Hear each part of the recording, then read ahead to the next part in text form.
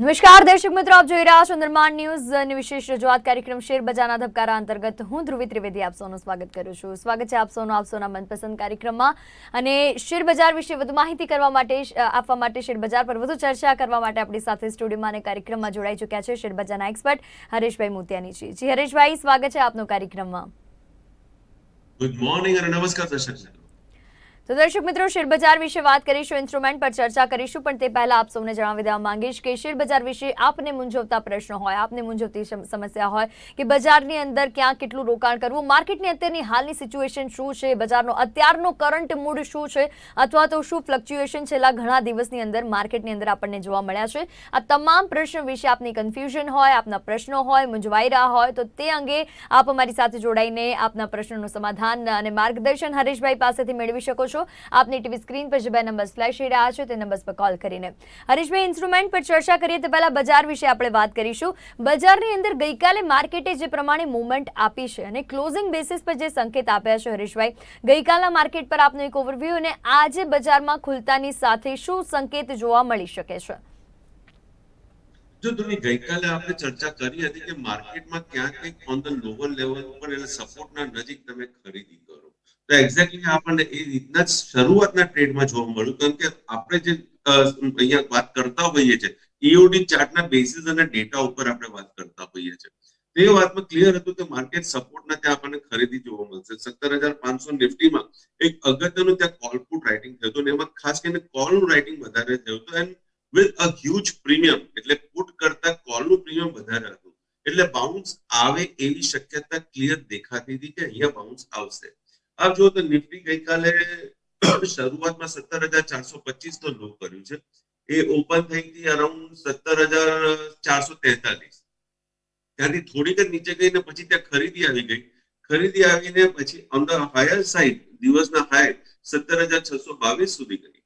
622 સુધી ગઈ, ત્યાં જઈને પછી ક્યાંક થોડીક સ્ટેબલ થઈ થોડાક સમય માટે અને અગેન આ સેલિંગ પ્રેશર, કારણ કે ગ્લોબલ ક્યુઝ આપણા પાસે પોઝિટિવ નતા, તો એ કારણસર આપણને બી અને આપણે એક ઓવરબોટ ઝોનમાં બી હતા નો ડાઉટ, તો ત્યાંથી આપણને સેલિંગ પ્રેશર જોવા મળ્યું જે આપણને છેક સુધી ગયું.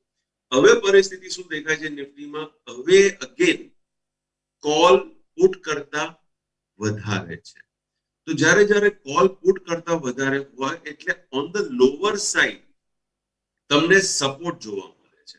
સપોર્ટ જોવા મળે છે એટલે એનું કારણ શું કે ત્યાં તમને એક મોટો ક્રેશ ના દેખાય. સપોર્ટને ધ્યાનમાં રાખીને ત્યાંથી નિફ્ટી તમારી મેબી કદાચ ગેપ અપ ઓપન થાય ઓર એલ્સ ઇફ નીચે ઓપન થાય છે, ઘટે means on the lower side open થાય છે, તો ત્યાંથી તમને ખરીદી આવી જાય. તો આજે સિંગાપુર નિફ્ટીને આપણે જો નજર રાખીએ તો આપણને દેખાય છે કે માર્કેટ ક્યાંક આજે ગેપ અપ ઓપનિંગ થાય એવી સંભાવના દેખાય છે. તો રેઝિસ્ટન્સના નજીક એટલે 17,500 17,600 નિફ્ટીમાં આ એક રેઝિસ્ટન્સ છે, એના નજીક જશે અને જેમ ત્યાં જશે again will see sum downfall. પછી રિયલ ટાઈમ ઉપર આપણે કોલ પુટના રેશિયોઝ અને બીજા બધા ડેટા જોઈને કામ કરવાનું રહેશે. મેં ગઈકાલ આવી ચર્ચા કરી હતી કે 20, 21, 22 આ 3 દિવસ એવા છે, અગત્યના છે કે જ્યાં માર્કેટનો જે સેન્ટિમેન્ટ છે એ આપણને નેગેટિવ જોવા મળશે, એક વાત, અને બીજી વાત કે માર્કેટ વોલેટાઇલ રહેશે. તો એક્ઝેક્ટલી 20 તારીખમાં તો મારા પ્રિઝમ્પશન પ્રમાણે, મારા ગણતરી પ્રમાણે હું સાચો પડ્યો છું. અચ્છા, મેં એ બી વાત કરી હતી કે ભાઈ મને બેંક નિફ્ટી વધારે સ્ટ્રોંગ દેખાય છે. તો નો ડાઉટ શરૂઆતમાં ગઈકાલે જે નિફ્ટી ઉપર આવી છે that was due to Bank Nifty. Bank Nifty strong થઈ ઉપર આવી છે અને હવે ફરી પાછી એક ક્યાંક ડોલ્ડ્રમમાં આવી ગઈ છે. તો લેટ્સ વેટ એન્ડ વોચ શું ડેટા મળે છે. એ ડેટા જોઈને મીન્સ રિયલ ટાઈમ ઉપર કઈ રીતના ઓપન થાય છે, ટ્રેડ કરે છે, એ જોઈને ચાલશે. પણ મારી ગણતરી અત્યારે બી એવી છે કે 20 તારીખ તો ગઈ, હવે 21 અને 22 માર્કેટ વોલેટાઇલ રહેશે, એક રેન્જમાં રહેશે અને સાથે સાથે ક્યાંક કદાચ નેગેટિવ બાયસ થોડુંક રહે માર્કેટમાં એવું દેખાય છે. પછી ઉપર ખુલશે તો નેગેટિવ બાયસ રેઝિસ્ટન્સના નજીક આવશે અને સપોર્ટમાં ફરી પાછું તમને ક્યાંક થોડું બાઇંગ દેખાય. તો જી હરીશભાઈ દ્વારા જે પ્રકારે વાત કરવામાં આવી છે કે બજારની અંદર અત્યારે શું મુવમેન્ટ આપણને જોવા મળી રહી છે અને માર્કેટની અંદર શું ધ્યાનમાં રાખવાનું છે, અથવા તો બજારની હાલની કન્ડિશન શું જોવા મળી રહી છે તેના વિશે વાત કરી છે. ઇન્સ્ટ્રુમેન્ટ પર ચોક્કસ આપણે વાત કરીશું. સૌપ્રથમ શરૂઆત કરીએ હરીશભાઈ બીપીસીએલ થી. બીપીસીએલ માટે શું લાગી રહ્યું છે હાલ? બીપીસીએલ કઈ કેટેગરીની અંદર આપણને જોવા મળી રહ્યો છે? તો બીપીસીએલ તો હાલ ડિવિડન્ડ થઈ ગયું છે એટલે એના પછી આપણને વીક દેખાય છે. તો બીપીસીએલ માં I won't be interested in investing as of now. Okay. આપના પાસે હોય તો ઓન ધ હાયર લેવલ હું આને જેમ ઉછાળો આવે આને હું અનફોલ્ડ કરીશ મારા ડીમેટ એકાઉન્ટમાંથી. 445 450 આ મારા માટે એક ઇમ્પોર્ટન્ટ રેઝિસ્ટન્સ થઈ જાય છે. જ્યાં સુધી 445 450 ઉપર વિથ વોલ્યુમ બીપીસીએલ ટ્રેડ ના કરે ત્યાં સુધી it is book on every rise. Okay, તો જ્યાં સુધી 445 450 ઉપર ટ્રેડ નથી કરતો ત્યાં સુધી આ ઇન્સ્ટ્રુમેન્ટ, એ પણ વિથ વોલ્યુમ, ત્યાં સુધી આ ઇન્સ્ટ્રુમેન્ટમાં કોઈ નવી મુવમેન્ટ અત્યારે હાલના તબક્કે નથી જોવા મળી રહી. બીપીસીએલ અંગે વાત થઈ છે, ઇન્સ્ટ્રુમેન્ટ પર આગળ ચર્ચા કરીશું, કોલરના પ્રશ્નને પણ લઈશું. સમય હાલ એક બ્રેકનો.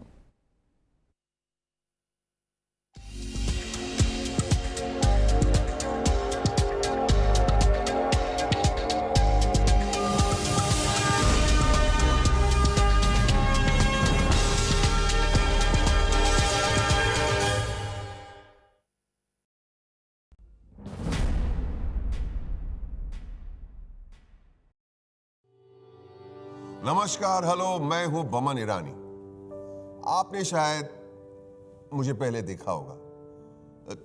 कभी वो जेडॉट अस्थाना यू नो, कभी वीरू सहस्त्रबुद्धे, कभी टैमी, तो कभी अरे बटोक. मैंने बहुत लोगों की जिंदगी का रोल प्ले किया है और उन जिंदगियों से मैंने बहुत कुछ सीखा भी है. लाइफ में सब कुछ आता जाता रहता है, पर एक चीज कांस्टेंट रहती है, रिश्ते. और ये रिश्ते सिर्फ रिश्तेदारों से ही नहीं बनते, बल्कि ये रिश्ते उन सभी लोगों के साथ होते हैं जो आपकी खुशी चाहते हैं. और वो माय फ्रेंड लाइफ के सबसे इंपॉर्टेंट रिश्ते होते हैं. एंड आई एम कमिंग आपको समझाने में, हेल्प करने के लिए कि दिल का कनेक्शन होता है. ये कनेक्शन है सीधा दिल से.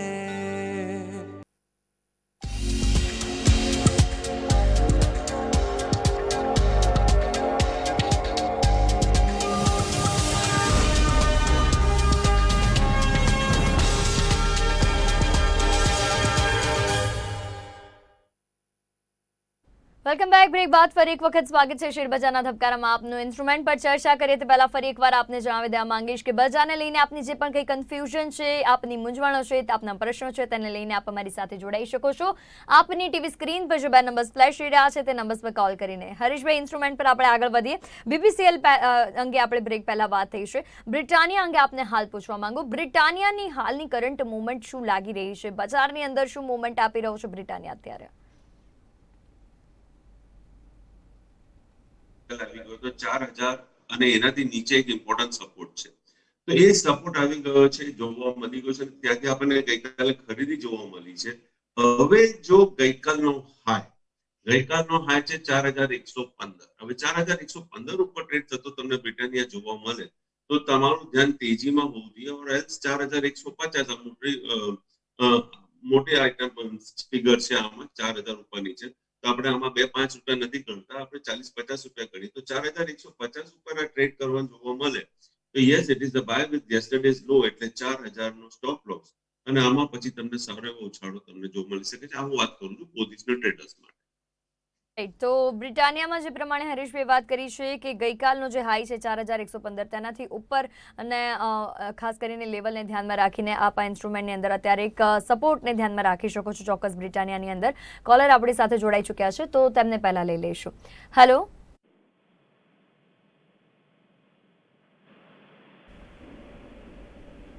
हेलो જી નમસ્કાર, સ્વાગત છે આપનું કાર્યક્રમમાં. આપનું નામ? इंद्रधन बोलू. શું પ્રશ્ન છે આપનો? HDFC ને કોટક બેંક ના સપોર્ટ આપો નજીકના નજીક. ઓકે હરીશભાઈ, HDFC અને કોટક બેંકના નજીકના સપોર્ટ. નજીકનો સપોર્ટ HDFC બંધ આપ્યો છે 2742, તો 2685 આ નજીકનો HDFC માં સપોર્ટ છે. કોટક બેંકમાં જોવા જઈએ પોઝિશનલ સપોર્ટની વાત કરી છે મેં, ઇન્ટરડે સપોર્ટની વાત નથી કરી. પોઝિશનમાં કોટક બેંકમાં નજીકનો સપોર્ટ છે 1980. આને ધ્યાનમાં રાખીને તમારે ટ્રેડ ઓર 1970 રાધર 1970, જો એના નીચે આપણને 1 અવરની કેન્ડલ જોવા મળે તો કોટક બેંકમાંથી નીકળી જવાનું. તો 1970 1980 આ સપોર્ટ ઝોન છે. સરેશભાઈ, વધુ એક કોલર આપણી સાથે જોડાઈ ચૂક્યા છે તો તેમના પ્રશ્નને પણ લઈ લઈશું. હેલો. સુરેશભાઈ બોલું, નવડાથી સુરેશભાઈ. જી સુરેશભાઈ, સ્વાગત છે આપનો કાર્યક્રમમાં. શું પ્રશ્ન છે આપનો? મારે એસ્ટ્રાઝેનેકાના શેર લેવા છે 100 મહિના માટે. એસ્ટ્રાઝેનેકા 100 શેર લેવા છે. એસ્ટ્રાઝેન 100 શેર લેવા છે. અત્યારે કન્સોલિડેશન ફેઝમાં આ ઇન્સ્ટ્રુમેન્ટ ચાલી રહ્યો છે. 3000 3050 આનો એક ઇમ્પોર્ટન્ટ સપોર્ટ ઝોન દેખાય છે. તો એને ધ્યાનમાં રાખીને એમને ગ્રેજ્યુઅલી શિફ્ટ કરવી પડશે, એટલે ગ્રેજ્યુઅલી ખરીદવું પડશે. તરત જ એ ખરીદી નથી શકતા. તો 3000 3050 ને ધ્યાનમાં રાખીને સુરેશભાઈનો સલાહ આપું છું કે તમે આ ઇન્સ્ટ્રુમેન્ટ ગેધર કરી શકો છો. હરીશભાઈ, ઇન્સ્ટ્રુમેન્ટ પર આગળ વધીએ અને બજાજ ફાઇનાન્સ અંગે આપને પૂછવા માંગુ. અત્યારે હાલ બજાજ ફાઇનાન્સ કયા ઝોનની અંદર છે, પોઝિટિવ કે પછી નેગેટિવ? બજાજ ફાઇનાન્સ તો જે પ્રોફિટ બુકિંગ થવાનું તો થઈ ગયું, કોન્સોલિડેશન ફેઝમાં જ છે. બજાજ ફાઇનાન્સમાં હું થોડું પોઝિશનલ સપોર્ટ 6980 ગણું છું. તો 6980 બહુ દૂરનો સપોર્ટ થઈ જાય છે, એટલે આપણે અત્યારે થોડુંક અવોઇડ કરીએ, વેટ એન્ડ વોચ કરીએ કે પછી નજીકને સપોર્ટને હું ધ્યાનમાં રાખું તો 7250 છે. તો જ્યાં સુધી 7250 ના નીચે ટ્રેડ ના કરે તમે આના અંદર થોડું ખરીદીનું ધ્યાન રાખી શકો છો. આ 1-2 દિવસમાં જ સાચવવાનું છે અને આને જો ધ્યાન સપોર્ટ લઈ લે છે અને પછી બાઉન્સ આવી જાય છે તો ગો એન્ડ ઇન્વેસ્ટ. આ ઇન્સ્ટ્રુમેન્ટ તમારું 7700 7650 ત્યાં સુધી આવે છે અને આ લેવલને જો ક્રોસ કરી જાય એટલે 7700 ને જો ક્રોસ કરી જાય છે પછી તમને આના અંદર 8000 અને એના ઉપરના લેવલ જોવા મળશે. ફાઇનાન્સમાં હરીશભાઈ વાત કરી છે, અત્યારે આ ઇન્સ્ટ્રુમેન્ટ કોન્સોલિડેશન ફેઝની અંદર જોવા મળી રહ્યો છે. 6980 નો એક પોઝિશનલ સપોર્ટ છે જેને આપ ધ્યાનમાં રાખી શકો છો. નજીકનો સપોર્ટ 7250 ને ધ્યાનમાં રાખી શકો છો. કોલર જોડાયેલા છે, તેમને લઈ લઈશું. હેલો. કોલ ડિસ્કનેક્ટ થઈ જવા પામ્યો છે. જ્યારે પણ આપ અમારી સાથે જોડાઓ, આપ અમારી સાથે બનેલા રહેજો. વધુ એક કોલર જોડાઈ ચૂક્યા છે, તેમને પણ લઈ લઈશું. હેલો. હેલો. જી નમસ્કાર, ગુડ મોર્નિંગ, સ્વાગત છે આપનો કાર્યક્રમમાં. આપનું નામ? અજનભાઈ બોલું, સુરતથી. પ્રશ્ન છે આપનો? મારે આઈડીબીઆઈ બેંક અને યુકો બેંક વિશે પૂછવાનું છે, મેં લીધેલા છે. શું જાણવું છે આપે? શું છે આ બંને બેંકો વિશે?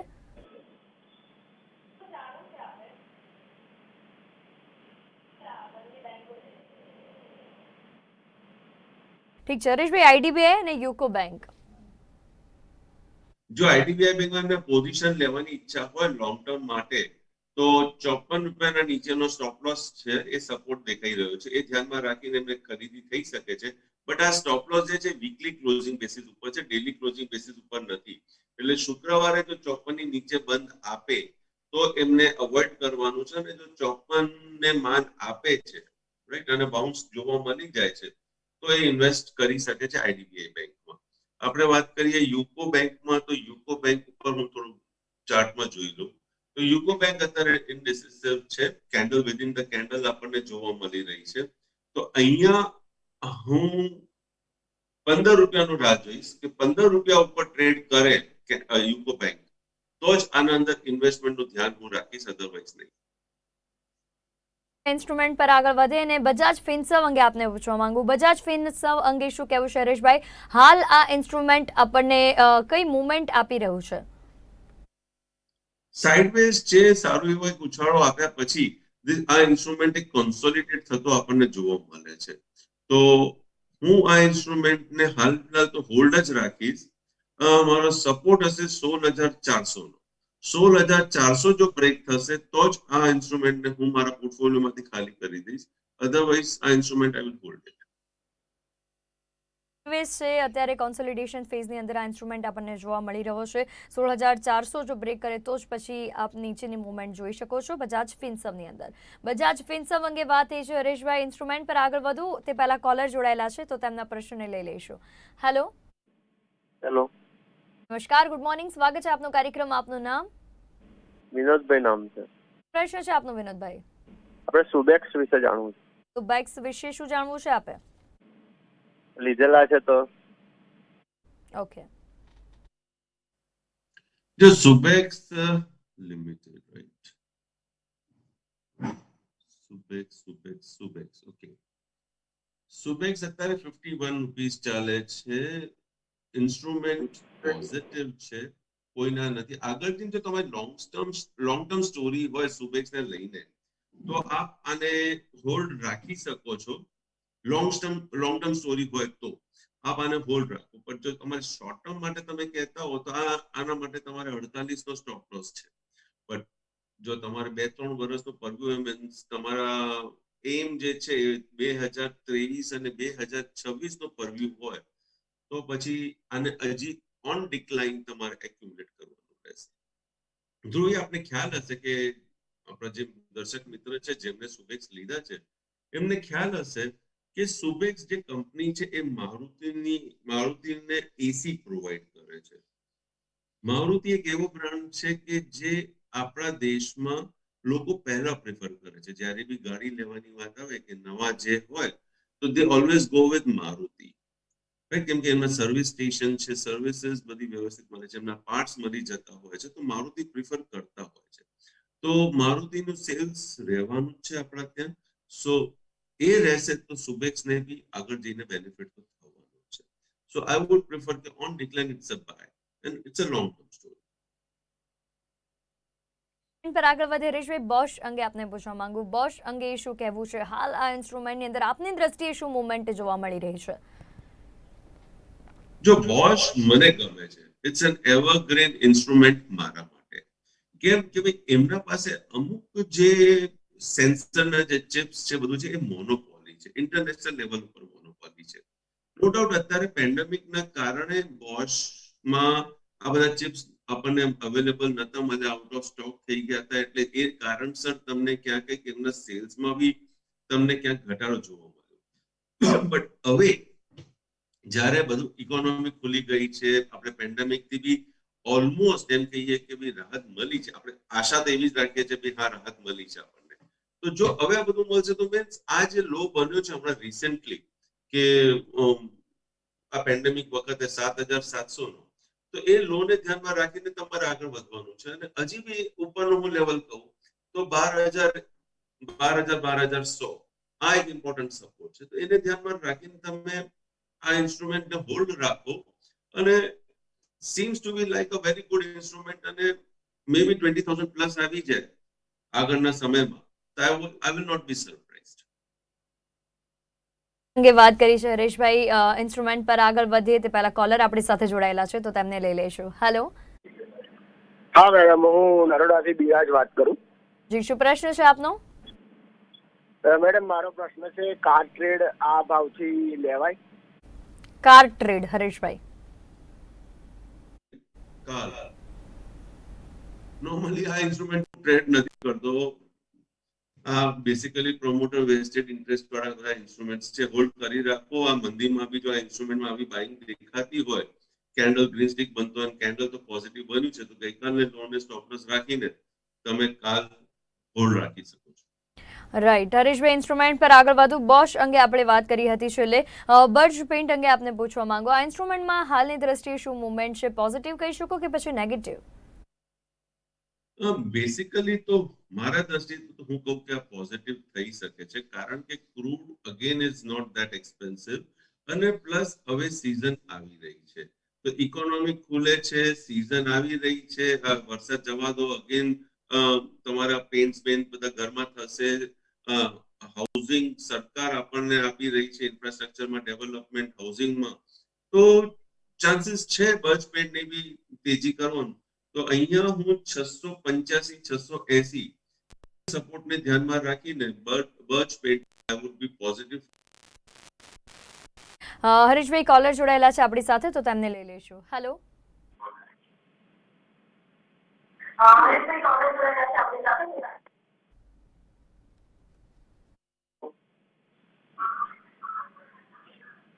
સ્વાગત છે આપનું કાર્યક્રમમાં. આપનું નામ? નમસ્તે નમસ્તે, અશોકભાઈ આણંદથી બોલું. પ્રશ્ન છે આપનો.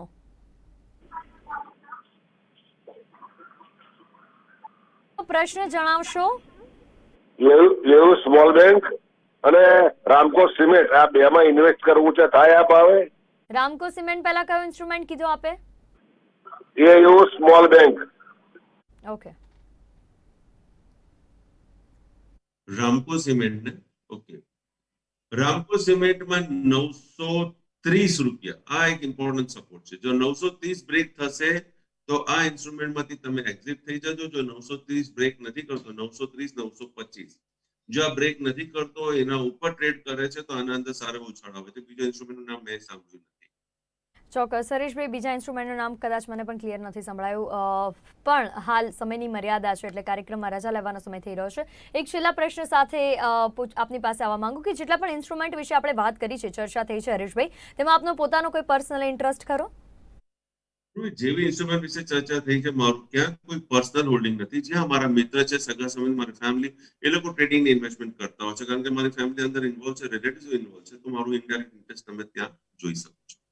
દર્શક મિત્રો, શેરબજાર વિશે વધુ માહિતી મેળવવા માટે અને શેરબજાર પર વધુ પ્રશ્ન ઉત્તર મેળવવા માટે જોતા રહો સેમ ચેનલ પર, સેમ ટાઈમ પર શેરબજારના ધબકારા કાર્યક્રમ. ત્યાં સુધી હરેશભાઈ અને મને આપશે રજા. નમસ્કાર. નમસ્કાર.